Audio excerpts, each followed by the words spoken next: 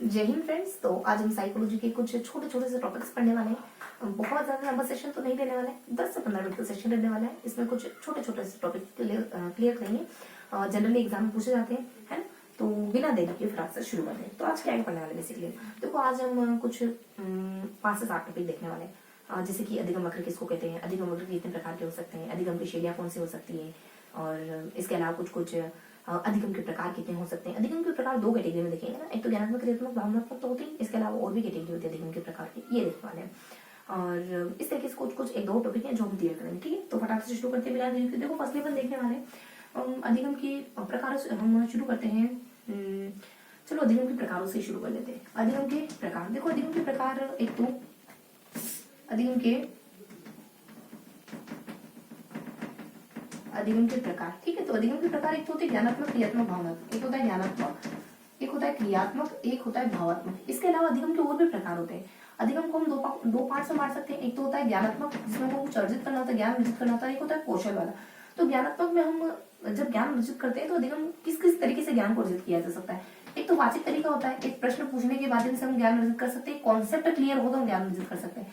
वाचिक, प्रच्छ और concept clear, है ना। संप्रत्यय अधिगम जिसको कहते हैं। तो देखो संप्रत्यय 2 तरीके के होते हैं, थोड़ा सा ध्यान रखेंगे। 2 तरीके, एक तो होते हैं वास्तविक और एक होते हैं अवास्तविक। वास्तविक जो होते हैं, वास्तविक कौन से होते हैं? वास्तविक वो होते हैं जिसको आप स्पेसिफाई कर पाते हो, जैसे वर्ग की परिभाषा बताओ। अवास्तविक होते हैं जिसको आप प्रॉपर परिभाषित नहीं कर पाओगे, जैसे कपड़े, घर है, इनको क्या कहोगे, क्या परिभाषित करोगे? स्पेसिफाई परिभाषा तो होती नहीं, हर व्यक्ति अलग अलग कहेगा इसके बारे में।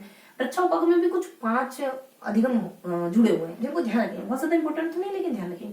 जैसे कि इसमें कौन कौन से अधिगम जुड़े हुए हैं, तो एक संरचना है, और सत्यापन है, और मार्गदर्शन है, और सर्वविदित प्रच्छा उपगम है, और एक वैज्ञानिक प्रच्छा उपगम है, ठीक है, प्रच्छा अधिगम है। तो ये कुछ 5 है, लेकिन बहुत ज्यादा इंपॉर्टेंट नहीं है, इस वजह से नोट डाउन नहीं करेंगे, आगे बढ़ते हैं अपन, ठीक है। और ये अधिगम के प्रकार हो जाते हैं। अब देख लेते हैं थोड़ा सा अपन अधिगम के प्रकारों के बाद अधिगम वक्र के बारे में। अधिगम वक्र के बारे में देख लेते हैं। देखो अधिगम वक्र कितने प्रकार के होते हैं। अधिगम वक्र बेसिकली 4 तरीके के हो सकते हैं। कौन कौन से 4 तरीके हो सकते हैं? एक तो हो सकता है सकारात्मक, नकारात्मक, मिश्रित और रेखीय। कौन कौन सा? सकारात्मक, नकारात्मक, मिश्रित और रेखीय। सकारात्मक शुरुआत तो धीरे करी, लेकिन आगे जाते जाते आप बहुत फास्ट होगे। नकारात्मक शुरुआत बहुत फास्ट करी, आगे जाके बहुत धीरे होगी। मिश्रित दोनों चीजें पाई जाती है। और रेखीय में एक निश्चित दर से बढ़ते जाते हैं, एक निश्चित दर से बढ़ते जाते हैं, ऐसे रेखा नहीं बता रही, एक निश्चित इस तरीके की रेखा होती है, एक निश्चित दर से हर रोज बढ़ रही है, एक निश्चित दर होगी, लेकिन ठीक है। तो इस तरीके से हमने अधिगम वक्रों के बारे में जाना है। और अब देख लेते हैं अपन अब कुछ अधिगम के प्रकार देखे हमने, अधिगम वक्र देखे हमने। अब हम पढ़ लेते हैं कुछ अधिगम की शैलियों के बारे में, ठीक। और अधिगम की शैलियों के साथ हम अधिगम अनुक्षेत्र किसको कहते हैं। देखो अधिगम मैंने प्रकार बताया ना, ज्ञानात्मक, क्रियात्मक, इन्हीं को अधिगम के अनुक्षेत्र भी कहा जाता है। क्या? अधिगम के अनुक्षेत्र, ठीक है। अब देख लेते हैं अधिगम की शैली। अधिगम की शैलियां कौन कौन सी हो सकती है, कितने प्रकार की हो सकती है। देखो अधिगम की शैलियां 3 प्रकार की हो सकती है, बेसिकली 3 तरीके की हो सकती है। एक तो आवेश वाली शैली, आवेशपूर्ण शैली, और एक हो सकती है चिंतन वाली शैली, चिंतन युक्त शैली। एक हो सकती है सतही, एक हो सकती है गहराई वाली शैली, मतलब गहराई से पढ़ना, है ना, गहन, जिसको गहन कह सकते हैं। और इसके अलावा एक और हो सकती है, 2 और हो सकती है, मतलब क्षेत्रीय निर्भरता और क्षेत्रीय स्वतंत्रता, इनमें क्या आता है? देखो आवेशपूर्ण में क्या था, आप जल्दी जल्दी याद करते हो, गलतियां भी बहुत ज्यादा करते हो, और इससे आउटपुट कुछ नहीं निकलता, और इस तरीके से पढ़ने वाले बच्चे निर्णय भी सही ले पाते हैं। और जस्ट इसके विपरीत हो जाएगा चिंतन। इसमें इस तरीके से जो पढ़ते हैं इत्मीनान से पढ़ते हैं, अर्थ को मतलब समझ करके पढ़ते हैं, और गलतियां भी कम करते हैं, आउटपुट भी ज्यादा निकलता है। और इस तरीके से पढ़ने वाले बच्चे डिसिप्लिन भी अच्छे से ले पाते हैं। सतही गहराई में तो सतही तौर पर पढ़ना, गहराई से पढ़ना। सतही तौर वाले जो बच्चे होते हैं ना, वो बाहर से मोटिवेटेड है ना, बाहरी तौर पर मोटिवेटेड। गहराई से पढ़ने वाले इंटरनली मोटिवेटेड है। और निर्भरता और स्वायत्त में, तो निर्भरता में वो सब्जेक्ट आते हैं जो थ्योरेटिकल होते हैं, जैसे इतिहास हो गया, हिंदी हो गया, हिंदी लिटरेचर हो गया। इस तरीके के सब्जेक्ट इसमें पढ़े जाते हैं। और इस तरीके के सब्जेक्ट में समूह बना के पढ़ा जाता है। इस तरीके के जो बच्चे होते हैं उनमें बहुत ज्यादा विशेष क्षमता नहीं होती, चीजों को समग्र रूप से देखने की क्षमता जरूर होती है। अब देख लेते हैं यहाँ पे क्षेत्रीय निर्भरता देख ले, क्षेत्रीय स्वतंत्रता। इसमें स्वतंत्रता, इसमें क्या होता है कि गणित और विज्ञान जैसे सब्जेक्ट पढ़े जाते हैं। और इस तरीके के जो बच्चे होते हैं वो विश्लेषण अच्छे से कर पाते हैं। समूह में कार्य करना ज्यादा मायने, मतलब ज्यादा प्रेफरेंस रहती है समूह में कार्य करने की, इस कैटेगरी। और इसके अलावा ये भी कहा जा सकता है कि इनमें अंशों में चीजों को पढ़ने की कैपेबिलिटी ज्यादा होती है, क्योंकि विश्लेषण वगैरह अच्छे से कर पाते हैं गणित वाले बच्चे और विज्ञान वाले बच्चे, ठीक है। तो ये हमने देखा अधिगम की कुछ शैलियां हो सकती है। एक और शैली हो सकती है, जैसे कि संबंध है और विश्लेषण। संबंध ये भी वही है, ज्यादा अलग नहीं, संबंध और विश्लेषण जो हमने जस्ट अभी ऊपर देखा है।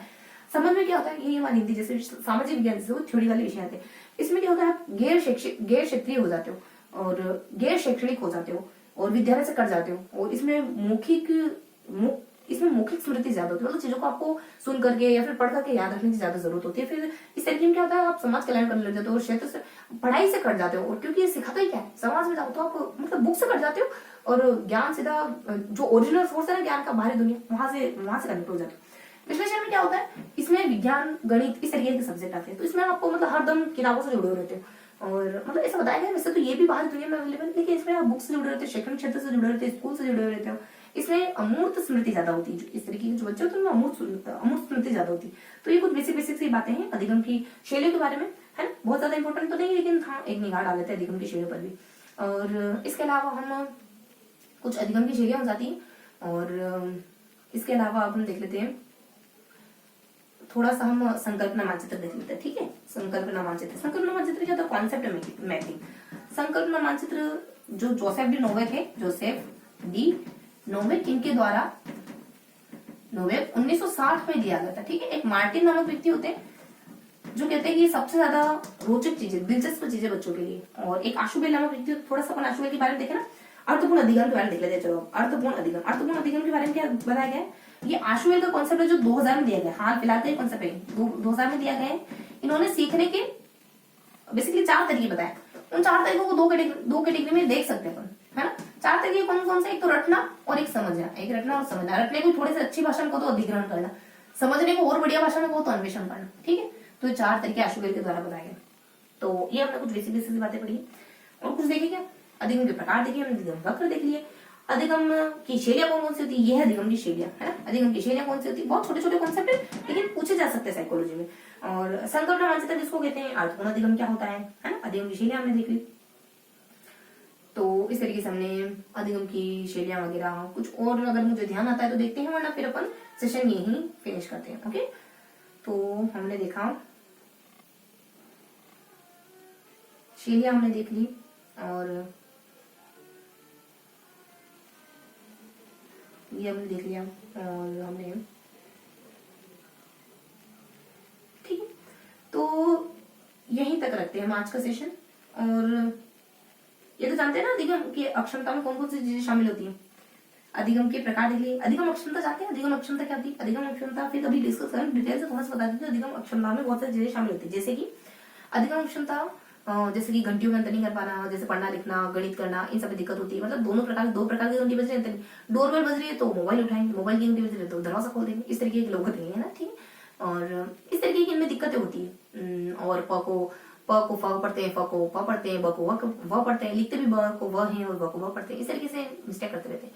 कैलेंडर वगैरह, समय वगैरह, स्थान वगैरह, इनमें दिक्कत होती है इनको। ठीक, तो ये था आज का छोटा सा सेशन, जिन्होंने छोटे छोटे से टॉपिक देखे। 1 मिनट रिवाइज करेंगे, क्या देखा हमने।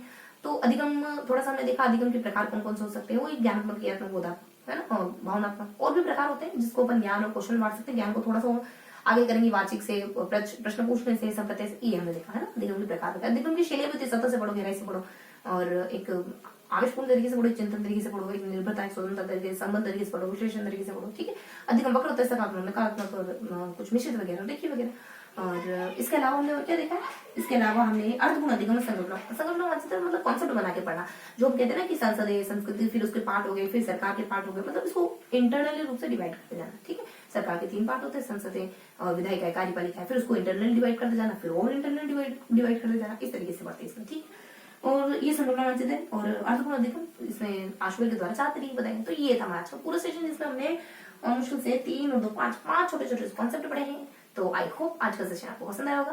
फिर मिलेंगे इसी किसी अगले सेशन में बहुत जल्द। तब तक के लिए जय हिंद।